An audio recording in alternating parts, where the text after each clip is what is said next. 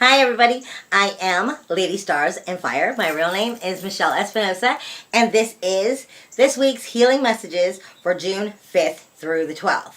Now, before I go into the healing messages, last week was the first week in over 3 years that I never pulled the runes. That was so strange to me. And the reason I'm telling you that is because I'm being told, basically, I'm starting to have a little bit of a stronger or a better or more clear connection with Spirit. And this is why it's not that the runes aren't needed. However, they're able to communicate a little bit stronger, a little bit better outside of just the runes now through to me for a better knowledge of what the healing messages really should be.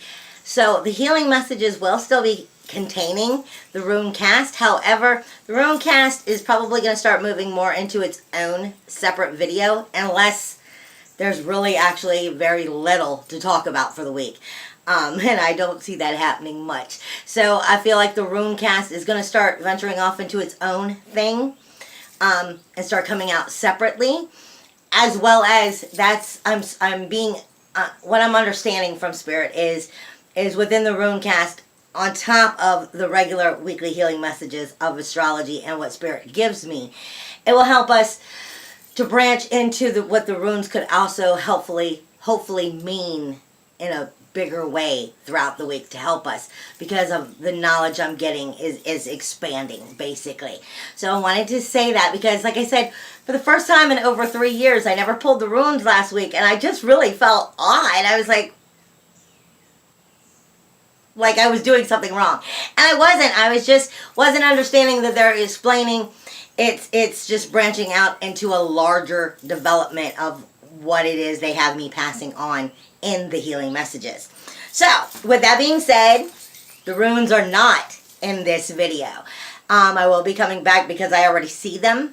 But I already see at least 1 or 2 of them, but I need to validate and go through them with Spirit a little bit deeper before I come back and do that video. Now, for this week, again, June 5th through the 12th. So very much energy. And that's because we have, 3 planets moving, 1 coming out of retrograde, and a full moon. That's just a lot going on. And they've gone into a lot of detail over this week with me. But in case you've never seen the videos before, I call it the healing messages because that's exactly what I asked for. I asked Spirit for guidance that will help move any and all of us forward in the most positive healing ways within our lives. And then when I have information that they give me through a medium versus shamanically, I tell you what the shamanic side of it is and allow you to figure it out for yourself, because shamanically, it's not my job to tell you what it means. That's yours to figure out what it means for you. However, on a medium point of view, when they talk to me and Spirit in general, then I can pass on that guidance. Now, again, this is June 5th through the 12th. And the reason I keep saying that is because we're in June. That's the 6th month. We're also in this week going to have the 6th day. 6 and 6. Those are very powerful days when the numbers double. And that's going to be on Tuesday. But we also have the full moon, which is taking place on Friday, the 9th, in Sagittarius, which is a lot of freedom-oriented individuality coming out in us. Is also very excessive and just excessive in its energy. Sagittarius energy is known to spread like wildfire. It's also very easy to get bored within our boundaries and our regular routine. So we're willing to be adventurous and try something new as well. So that's happening on the same day that Jupiter goes direct. Jupiter has been in retrograde for most of the year. And Jupiter is all about abundance. It's anything that Jupiter touches, it makes grow. It's like it multiplies. Well, when it's been in retrograde, it's been directly talking to us inwardly about our own higher knowledge of ourselves and just knowledge about ourselves in general that we need, whether it's higher knowledge on a spiritual level or just knowledge like of what it is we need to make our physical world better. It is now on Friday at, I think it's here in the States, at 10:03 Eastern Time, it goes direct. So it's now taking that inward communication and abundance and knowledge that it's been teaching us, and it's starting to move outwardly. So, and that's a good thing, because that means a lot of that information that's been taught to you while it's been in retrograde is now about to go direct, so you can start actually applying it into your life to bring you that abundance or to get you that knowledge that you need.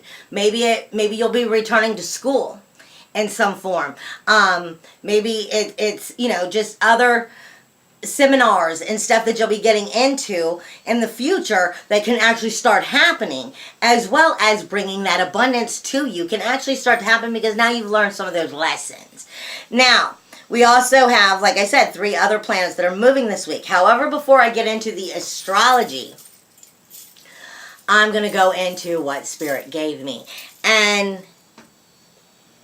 I don't know how else to put it other than to just say it. See, last week we were told to get back in touch with that holiday feeling, that holiday love, that holiday where we're a little bit more nicer to people, a little bit more on that feeling of, when it's Christmas season, when it's Yule season, we're all just a little bit better people. Just happens to be that way. But that's actually one of the tricks that goes with the whole manifestation of the holiday and its meaning, basically. But what they're saying is why do you only gotta wait till one time of the year to be that good, to be that loving, to be that deep, to be that emotional for all the right reasons? So what it is they're giving me the question: how do you say I love you? How do you say I love you? See, for some people that's very easy. Some people say I love you and they're a little excessive about it, and they say it a little bit more than maybe they should, in the sense of it doesn't mean as much to the person hearing it because you say it so excessively. So that's one way we're looking at things right now. How is it you say I love you? Some people say I love you. A lot of women who are nurturing, mothering, say I love you through food. They cook. They feed you. Here, sit down, have food. This is how they say I love you, because they're not as good at saying I love you. This is what we're being asked to notice. How is it that we are experiencing I love you? Are you experiencing I love you? And are you noticing it? Are you validating it? Are you being thankful for it? Basically, the question you're going to be seeing a lot this week is, how is it that we say I love you? And are we excessive in it? And maybe we need to actually show it in different ways. Basically, how is it that this is coming out and being experienced? Because this is important, is what they're saying. I'm also being shown that this week, especially when I get into astrology, it'll be a lot more understanding. This week can be a very liberating week with love from within. For love of yourself, love of life, liberating and setting you free. Or, depending on how well you are on your own healing levels throughout this path that we are all on, in your own spot, you might find yourself in a battle with your own narcissist side, your own ego side. Because this is going to go one of 2 ways, depending on your free will. Because free will is a bitch, baby. I'm sorry, but free will is a bitch. You have the choice to choose. And what are you choosing will make that difference on if this is a liberating, spiritually higher, loving, lifting week through liberation, or if you're going to find yourself literally stuck in battle with your narcissistic side. And as I get into the astrology, that'll make more sense. But before I get there, the next thing I'm being noticed is they keep giving me 6. the number 6 in vibration. And it has a twist within it throughout the week, but I'm going to start off by going just in the direction that they gave me. 6 also speaks to us of understanding the empath. But I'm going to go over what that number means in more detail. But I'm being told within the empath, we need to realize the empath is an energy transfer. It is an energy transfer. And what I mean by that is the empath picks up emotions. The empath picks up how people feel. The stronger the empath, the more you pick up. The more energy you're picking up. Meaning, like an empath can pick up the emotions of other people and what is going on, and maybe even help them solve their problems because they can understand what the other one is not seeing. However, because of that emotion, they can kind of fish through those waters and really find the difference. But when the empath starts to get stronger as well, they also start to feel physical energy. They start to feel physical illnesses, physical joy as well, from others, their loved ones, or even from places. And that is actually an energy transfer. And what I'm saying is like when one person is very, very ill and you start to feel part of their energies, you actually aren't going to be the one that's treated for it because you're picking up that energy transfer. So it's important this week to ground yourself and to get in check. To get in check with your root chakra and your sacral chakra. Because everything is balanced off of the root chakra. And if the root chakra isn't firm, isn't strong, and is picking up too much of that energy transfer and isn't able to handle it, it's kind of like having a foundation that's wobbly, like having rocks sit on top of one another, but they won't sit on top because the foundation wasn't a strong enough one to start laying them on top to lift up, like you see when you see the Zen pictures often. You see those rocks sitting on top of each other. However, what they're showing me is the root chakra or the sacral chakra might be too tilty. And this would be why. And I'm going to also explain that when I go into the astrology a little bit more.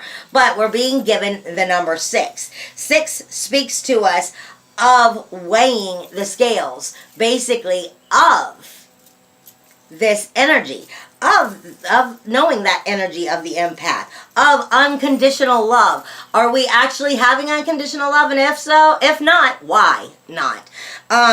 It speaks to us of balance and harmony. If it's not there, why not? It speaks to us of, the communication and the love and the nurturing that takes place within the home and family. And if it's not there, why not? It speaks to us of guardianship, of service, of selflessness. It speaks to us of nurturing, of compromise, of integrity, and of problem solving. I will post also what the energies of number 6 is on Facebook and Twitter and Instagram and every place else that I happen to have social media as well. But that's what I'm being shown is we are highly in the number 6 in energy this week, and we need to realize it so that we can create that proper harmony and balance. And if it's not, it will show itself by the lack of it being out of order. Spirit also, when I did, because this is going to sound like I'm talking about astrology, but really I'm not. When I was going through all of my notes and taking things down and why not, one of the ways that Spirit speaks to me is because I don't always hear so well. So they put things in my eyes, they make me see things through the third eye, or literally they start writing on the walls or writing on paper and stuff, and I see things in that form. Well, as I was going through my notes, one of the ways that they often communicate with me is they start highlighting. And they pulled out the 4th house. Now, like I said, I'm not talking about anyone's direct astrology, but Spirit is saying 6 is going with that 4th house in general. And the 4th house speaks to us of social foundation of our home life. The symbolic foundation of our home life, of now as well as when we was a child, of our real self. Who is it when we're home and nobody sees us? You know, other than our family. The true, real self. The home self. It's speaking to us of that house of our home life, of our inner emotional security, or the lack of our inner emotional security. These are things that we're going to be noticing this week. It speaks to us of what are our roots? Where do we come from? Where is it that we come from, and where is it that we will return? That speaks to us about reincarnation, about what it is we are reincarnating, and maybe the obstacles we'll be dealing with because of that. Because the fourth house also deals with family-related karmic obstacles. Basically, it deals with your karmic lessons and your baggage from within that home life. What is it that you're holding on to and you're not letting go of that allows you to evolve, allows you to reincarnate, basically, and move forward? So they're telling us to really look into that fourth house within our life, within that number 6 this week. And we'll be seeing that information come through. However, they are highlighting it in mainly green, which for me is showing me, the way that they're doing it is showing me this is definitely talking to us about our physical life. But it is talking about changes and growth within our physical life for the better, basically. But we have to notice it throughout that fourth house. Throughout that fourth house and that number 6 in energy. But I'm also being shown yellow energy somewhat with that, which also speaks to us of that psychic energy uplifting. So we're speaking to us of our home life, of the nature of our home life, the rooting of our home life, of the changes that need to be made or have been made, and how we start to grow within that, as well as the uplifting of some of that psychic energy that comes within exactly the reincarnation and through the ancestor gene, basically through who you are, through it, your own self of living through it each and every life, coming back, and that strength coming back with it. The lessons, those karmic baggages and lessons that we are learning is what I'm being told. Next is the shamanic information. And the shamanic information, I always tell everybody when I'm given information from the shamanic side, from the upper world or the lower world or the middle world, is I don't explain to you what it means. I might give you some of the medicine of what that animal means so you can help figure it out. But I'm not going to tell you directly what it means because I'm being shown it because there is something about it that has got a message for you directly. And that message for you may not be the same message for someone else. So therefore I can't give you that interpretation. I am being shown a tree on the top, the tip top of a hill. Just a nice long tall hill. And one single solid tree up there, all by itself. That is the information for you and for you alone. Then I'm also being given the ant. And this is a very large size ant. Like I said, shamanically it looks giant. But I'm being shown an ant, and the ant is carrying one single piece of bread. Now, ant speaks to us also of diligence. That's the only part I'm going to give you, is what the medicine might mean. The totem information might also mean. The ant speaks to us of diligence, persistence, perseverance, patience, community, and of planning. Sorry, my neighbor next door is cutting some stuff. You can hear him sawing away. But the ant is speaking to us somehow with this large piece of bread that it is carrying, a super large giant ant. And some of its medicine might be dealing with diligence, persistence, perseverance, patience, community, and of planning. I'm also being shown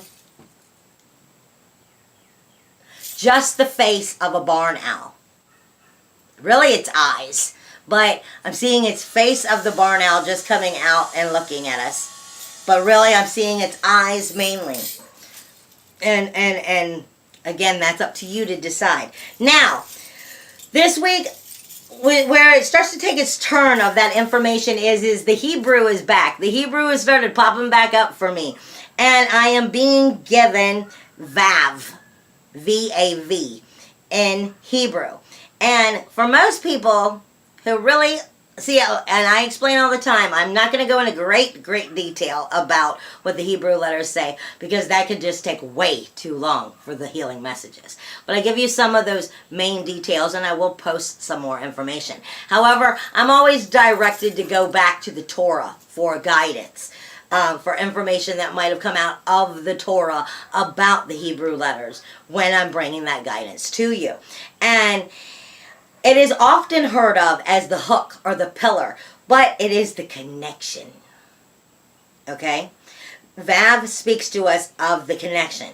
Now, Vav is the sixth letter in the Hebrew language. 6. I'm being shown 666. But see, I didn't want to go into detail of being 666 because that causes panic with many people still. It just does. But the energy 6 is not number 666. I'm being shown them individually over and over and over again. But they're usually coming in 3s, which would mean that energy, like I said, is highly coming in at that multitude, not multitude, but at the, like times 3, 6, then 6, then 6. In energy, which again is speaking to us of unconditional love, balance and harmony, family and home, guardianship, service, selflessness, nurturing, compromise, integrity, problem solving. And Spirit is telling us to keep an eye on that 4th house, that karmic baggage, and who our true self is, our inner emotional security.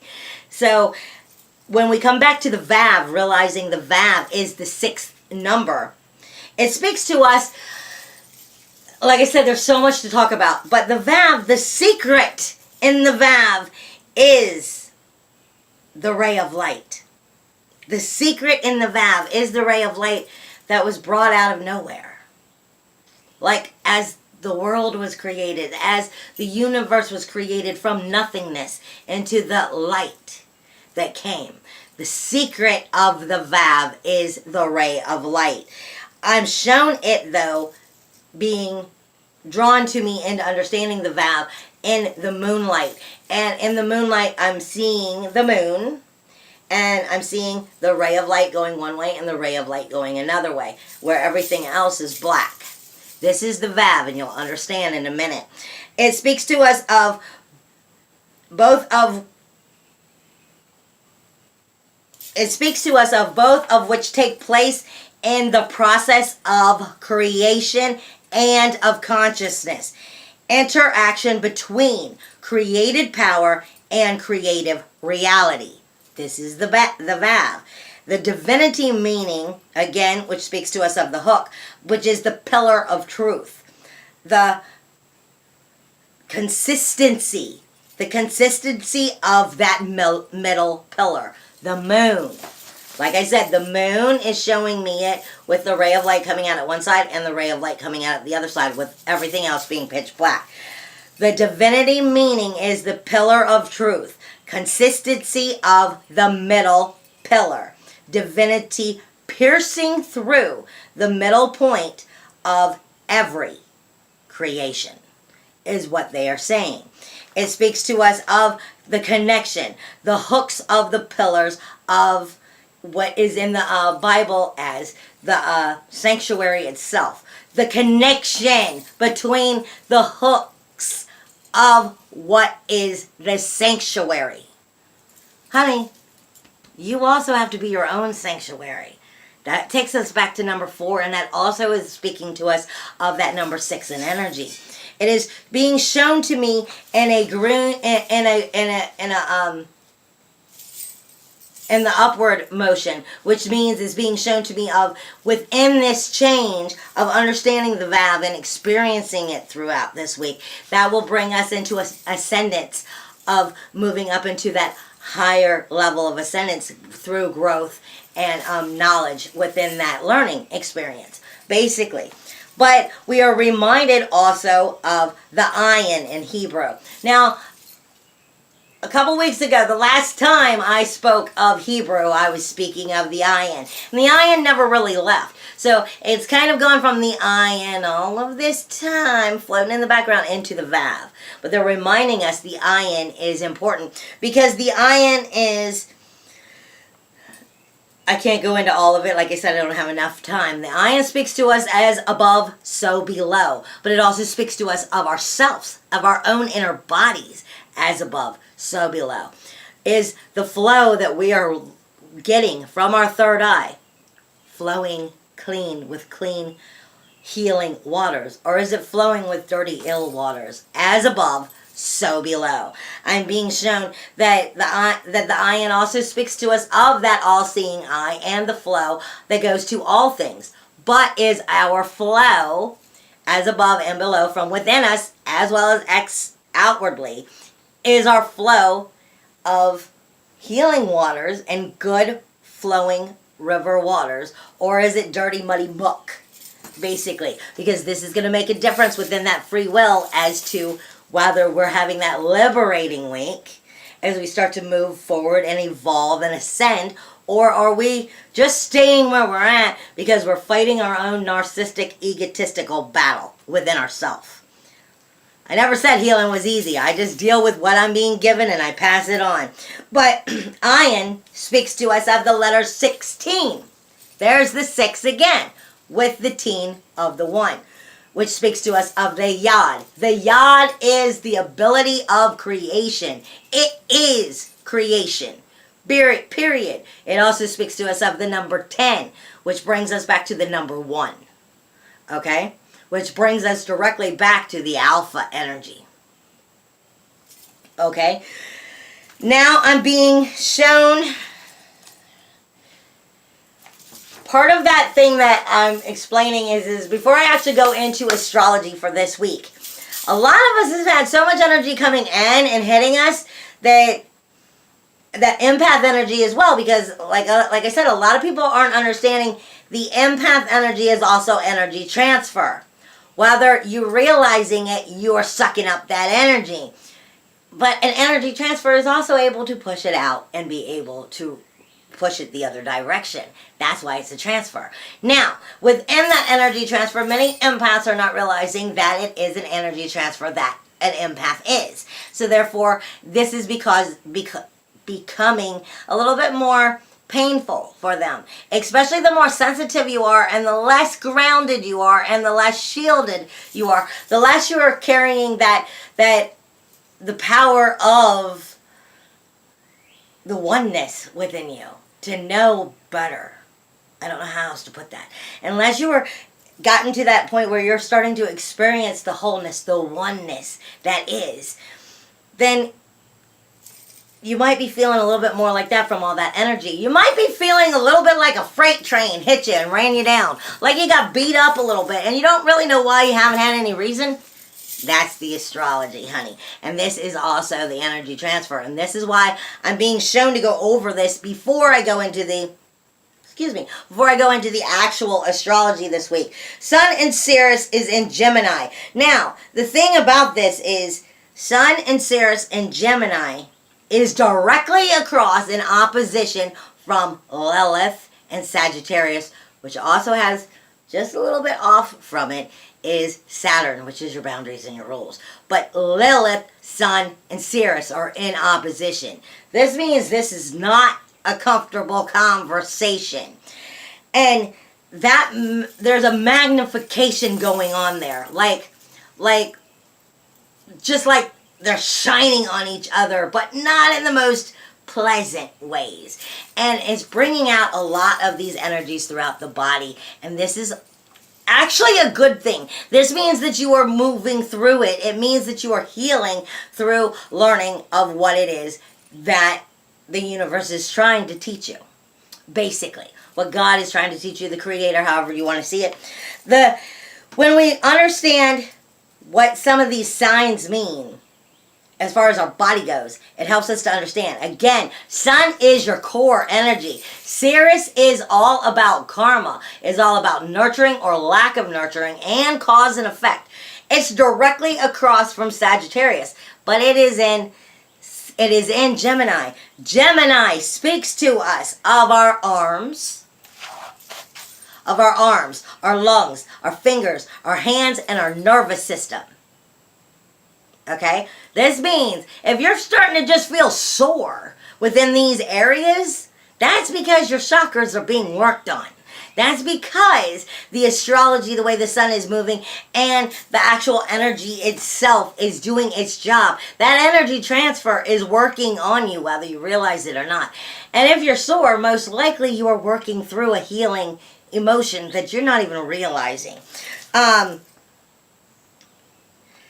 You got to understand, Gemini is where the body splits in half. It's Gemini. It's two sides of everything. So, you know that commercial, that Geico commercial where, the best way I know how to explain Gemini is the Geico commercial where the girl just got the free car for her, like her birthday or something. She's like, oh, what a day at the end. And the other guy had his tires and everything ripped off from the car, and he comes out of the insurance agent and just say, like, what a day. Same words, completely different meaning. Or the two girls are standing there and she just bought, I think it's a suede couch, and she's so excited about it. She got the suede couch and it's so her and da-da-da-da-da. And then the robbers come in saying the exact same conversation, but they're robbers doing the exact opposite and stealing it from her. This is Gemini energy. Two sides of everything. Period. It's not two-faced as in negative, but two faces. Two sides of everything. So in the body, it's where the body splits in half. One arm, one leg, one leg. Like I said, it is our lungs, our fingers, our hands, our arms, our nervous system itself. These things might be feeling sore, basically, because of the energy that's going on between Saturn and Sun and Sirius. However, Sagittarius is where Lilith is. That is your sciatic nerve. This is your liver, your hips, your thighs, and your legs. And Capricorn is having a conversation with them as well. And Capricorn speaks to us because it's got Pluto there, which is where the change is taking place. Within our knees, our joints, our teeth, our bones, and our skin itself. If any of these things are starting to feel irritable, now again, I'm not a doctor. If you think you need to visit a doctor, by all means, go see a doctor. I'm not a doctor. I'm telling you what Spirit is telling me and reminding me of what's going on within the astrology as to why you might be feeling all of a sudden like just sore and beat up and you don't really know why. And that's the energy that I'm being given. Now, Mars is moving into Cancer this week. Sirius is moving into Taurus this week. Mercury is moving into Gemini this week. Mars is our warrior. It is our defense system. It is our SWAT team. It is our aggressive action and passion. It is moving into Cancer, where Cancer is nurturing. This sounds like it's not going to get along, but what it is that puts the warrior into a passion of that loving understanding, of that nurturing, of what truly it is that is needed from that family side. Again, there's your fourth house. Cancer speaks to us of the nurturing, the nesting of the family.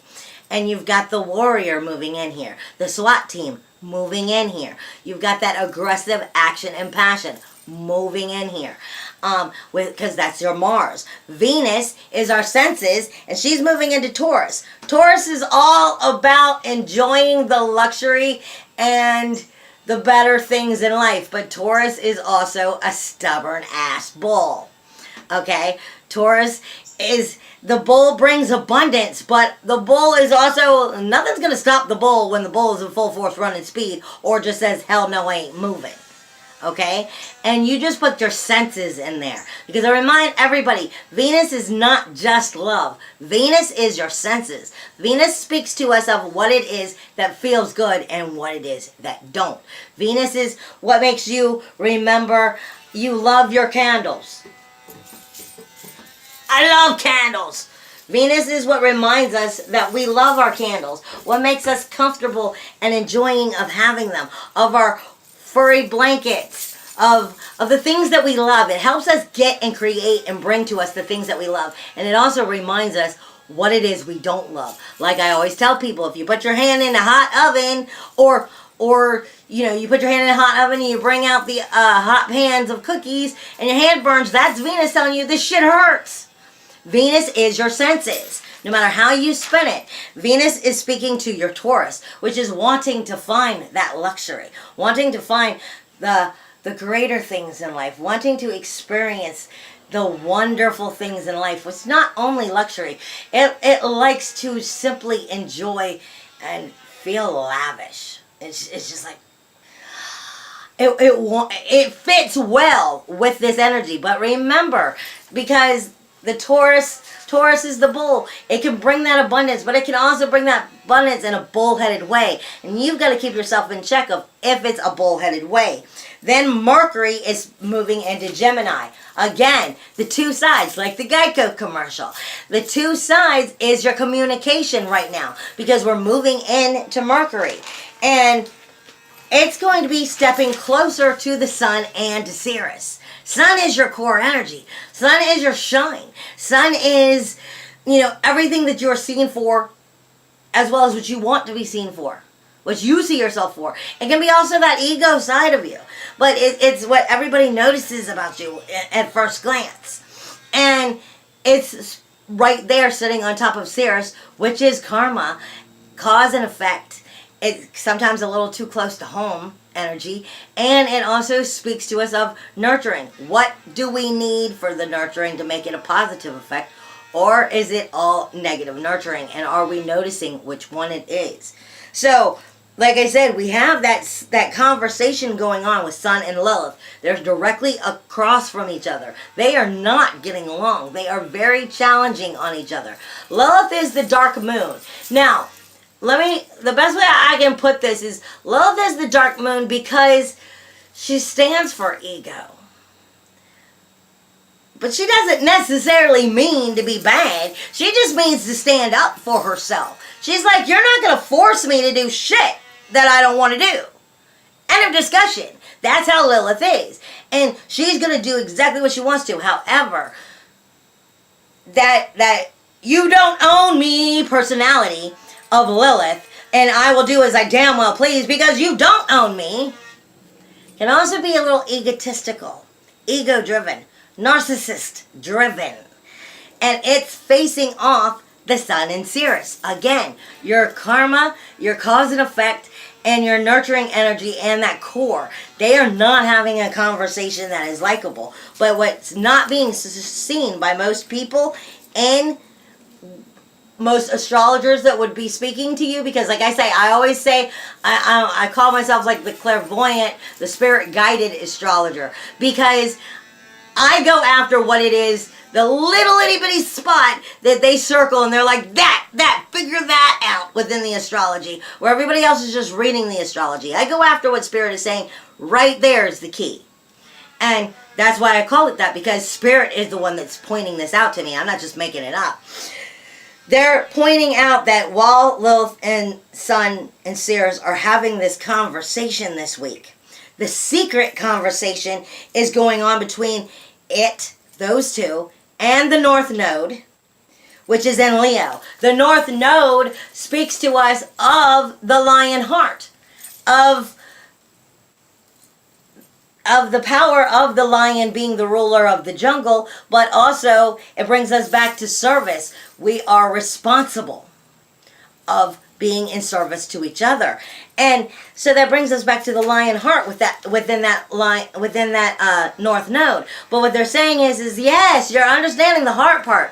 What you're not realizing is Leo also speaks to us on our body of the actual heart. The center of us is speaking to us of our heart, our chest, our spine, and our lower back. So Lilith and Sirius may be having that conversation that is causing energy within the heart, the chest, the liver. The heart, the chest, the spine, and the lower back. As well as it's having a secret conversation with Chiron and Neptune. Your wounded healer, and where fantasy meets reality, which is in Pisces. And Pisces speaks to us of our accident-prone self. Pisces speaks to us. This is what I said. That major conversation between Ceres, the sun, and Lilith is spawning these other energies. It is speaking also to getting into Chiron's head, into your wounded healer's head of what hasn't healed. And it's going to throw you off balance. That speaks to us of our feet and of our accident-prone self, tripping, losing our grounded nature, slipping. It also speaks to us of Pluto, which is in Capricorn, and the actual foundation itself. Now, as I get into the actual breakdown of the astrology into a little bit more of a straight up understanding, I'm going to start off with the original challenges outside of the Sun and Ceres. The Sun and Ceres and Lilith are straight across from each other. You have the Sun and Ceres in Gemini. Again, the two sides of everything. That messaging system is speaking directly with Venus and Uranus. Now, Venus is moving into Taurus, but in the beginning of the week, it is still in Aries. So it's going to be taking on both energies. It's coming out of that Aries energy and into that Taurus energy. But Uranus stays in the Aries energy. And it is speaking to us of our independence and the senses within the independence. Our independence of ourself, our individuality, our creative, inventive selves. And it's going to be speaking with that energy of Venus and what it is that we like and we don't like. What is it we're comfortable with, we're not comfortable with. What is it we want to attract, what is it we don't want to attract through Venus. But that energy is directly speaking over to Neptune again, which is in Pisces. And that's going to be speaking directly right on back to Ceres. So you're going Ceres, Sun, over to having a conversation with Venus and Aries, and then going over to Neptune and right back to Ceres and Sun. So this is a triangle, but it's not exactly a T-square. But I'm being shown that that energy is just like a big evolving circle, basically, of your core energy, which has got that hidden secret of the North Node talking to it right now. Your core energy in Gemini and the messages going on within yourself, as well as that nurturing that is needed or lacking or given. You will know if Ceres is speaking to you of lacking energy from it, because it's talking about, it goes from nurturing in a positive way to the lack of nurturing, like self-esteem issues, custody battles, things that go from, that are taking away from nurturing, from weight problems, overeating, things along these lines, things that are not nurturing to you would be where Ceres is speaking to you of the lack of nurturing, versus are you nurturing in a positive way. The Sun is going to be bringing that into highlight because that's the core energy. It is speaking directly again over to Uranus and Venus. Uranus is going to be talking to you about your individuality, your independence, and your creative, inventive self, as well as how Venus can help make that the most positive by showing you what does work and what doesn't, what feels good, what doesn't. And Neptune is going to be bringing in the ability to create it within that positive allowing of magic. If you're on the right side of Neptune, if you're not in the ego-driven spot of Neptune, because Lilith is also in Neptune's ear. And then back over to Ceres. So it's a big circle of conversation going on. Now you also have two T-squares going on, which again, like I said, Lilith is in Neptune's ear. And Lilith and Neptune are having a conversation again with the Sun this time. Neptune, Lilith, and the Sun. And this is basically them both fighting for which side they want Neptune to be on. Does Neptune be on the creating for the positive side, or is it getting into your narcissistic side of your own demons that you aren't letting go of. That stuff that you're trying to keep buried, well, that shit ain't going to stay buried. You've got to work through it. I'm sorry, that's just the way it is. Because this stuff is rising, and if you don't work through it, you're just causing yourself pain. The T-square is Neptune, Lilith, and Sun in Sirius, which is in Pisces, Sagittarius, and in Gemini. Then you also have Chiron, Saturn, and Mars. And Chiron is also in Pisces energy. Saturn is also in Sagittarius energy. And Mars is moving into Cancer. So it's the same kind of conversation. It's your boundaries now, your rules now within your wounded healer and the warrior. Is the warrior being nurturing or destroying? Because you're talking about it in Cancer. This is basically the things that you're looking at. These two T-squares are right on top of each other. Just basically going with energy. And if you're working through it and you know what you're working through, you can create that to be positive. Because as I always tell my girlfriend, when I was younger and I was an empath and I didn't understand my empath energy, I was taking on that energy. I was getting that energy transfer, but I didn't understand the energy transfer. And I was receiving all these energies and I couldn't understand why I was so moody, why I was so irritable, why I was such a bitch. Basically, I couldn't understand because one minute I was fine, the next minute I wasn't, and blah, blah, blah. And as I learned through spirit what astrology was, I realized basically what to throw back into what, as I put it, what demons to throw back into what dungeon and deal with them from their dungeons instead of letting them out to roam. I've dealt with them, but you have to know not to be throwing stuff back into the wrong cages. See, and I didn't understand the energy transfer that was coming in as an empath before because I was just shoving everything back into one cage when I didn't realize they have to be shoved into separate cages and dealt with individually. And this is what I'm trying to get through. Now, we also have under the unpredictable energies, Sun, Sirius, and Gemini are speaking directly to Capricorn, which is Juno and Pluto. Sun and Sirius, again, within that Gemini conversation, and Mercury is moving in there. So the